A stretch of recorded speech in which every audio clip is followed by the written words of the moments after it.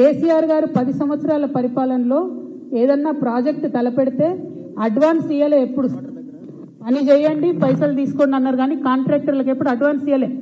రేవంత్ రెడ్డి ఏం చేశారు, ఇద్దరు సంస్థలకు కలిపి దాదాపు 1200 కోట్లు అడ్వాన్స్ ఇచ్చేసారు. కానీ కొత్తంగల్ లిఫ్ట్ ఇరిగేషన్ స్కీమ్లో ఇప్పటి వరకు ఒక్క చెంచా కూడా మట్టి తీయలేదనేటటువంటిది వాస్తవం, ఎవరం కూడా కాదనలేనటువంటి వాస్తవం. అయినా కూడా 600 కోట్లు ఇచ్చేసింది, ఒక్కొక్క సంస్థకి 1200 కోట్లు మొత్తం కాంట్రాక్టర్లకు వెళ్ళిపోయినాయి. అంటే దీనివల్ల మనకేం అర్థమవుతున్నది, ఈయన అప్పు బయటకు వెళ్ళి తీసుకొస్తారు, ఆ తీసుకొచ్చిన అప్పు కాంట్రాక్టర్లలో పోతుంది, కాంట్రాక్టర్ల దగ్గరికి వెళ్ళి వీళ్ళకి వచ్చే కమిషన్లు వీళ్ళకి వస్తాయి, కానీ రాష్ట్రానికి మాత్రం చెడ్డ పేరు వస్తున్నది, ప్రజలకు మాత్రం పెన్షన్ వస్తలేదు, విద్యార్థులకు మాత్రం ఫీ రియంబర్స్మెంట్ వస్తలేదు.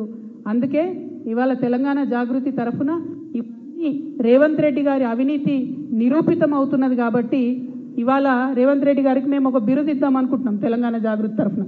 అంతకుముందు కాంగ్రెస్ పార్టీలో ఒక ఆయన ఉంటుండే పెద్ద నాయకుడు, ఆయనకు రాజా ఆఫ్ కరప్షన్ అని పేరుండే.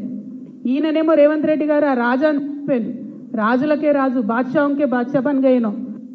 ఇవాళ బిరుదు మరి రాజులకు రాజు అంటే చక్రవర్తి అంటారు. అందుకనే తెలంగాణ జాగృతి తరఫున ఇవాళ రేవంత్ రెడ్డి గారికి అవినీతి చక్రవర్తి అనేటటువంటి బిరుదుని ఇస్తున్నాం.